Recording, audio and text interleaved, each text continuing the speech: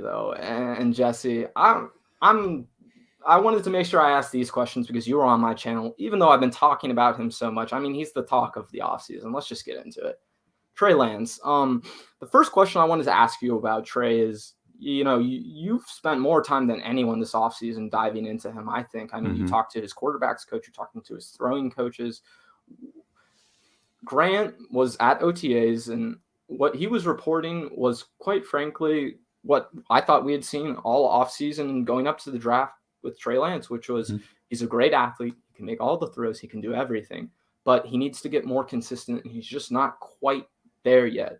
And when OTAs happens, Grant reports this, and 49ers fans were revolting online. I mean, you should see the comments in some of his videos right now, seriously. But I know. I mean, with Trey, do you think there's any chance that he's going to be ready year one? I mean, I think there's a chance, but I mean, how realistic do you think that is?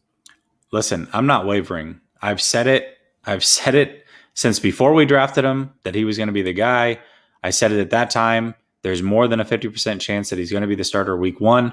People thought I was crazy. Then the schedule came out and I said it was an 80-20. Now everybody's ready to jump ship. Not only should he not start week one, he should sit all year, maybe multiple years. We should have drafted Justin Fields, Mac Jones. Now everybody would have been happy with Mac Jones. It's crazy to see people flip-flop. I'm not wavering. Starter week one, Trey Lance. I'm not going to leave that stance until it doesn't happen. I'm sticking with it. I'm not bailing this quick based off of some 7-on-7 drills, which, by the way, I went on Grant's show on Wednesday and I knew exactly what it was. I wasn't there. I didn't see the throws. And I told him, I said, the throws were missed going right. Were they not? Yeah, they were. When receivers were crossing his face left to right, that's where he was missing height. I knew that was a mechanical issue. I tweeted out that it was a mechanical issue during his pro day because I've seen it for a long time. He had 3 mechanical issues. He's completely fixed 2 of them. By the way, the 2 most important ones he fixed. This third one is still a lingering issue. It may take a while to fix it, but it's not like it can't be worked around. Absolutely. There's so many things that he brings to the table. When you look at the 3 tiers of breaking down a quarterback, you've got the mental side of things, which he's A1 there. You've got the physical side of things. He is A1 there. And you've got the mechanical side of things. He needs some work there. But the other 2 are as good as it can possibly get for the most part. That's why he was taken. It's why he was the right pick, and it's why he can start week one. And Jesse, I want to harp on this real quick. With what you just mentioned, right? You mentioned 3 different things. The 2 things he is incredible at are innate skills that you don't necessarily get better at. Yep. With mechanics, honestly, I was excited to hear that was the only issue with Trey Lance because Exactly. That's something that he can fix. Yep. I don't understand all these people who are hearing this and saying, oh, it's utter nonsense or jumping ship completely.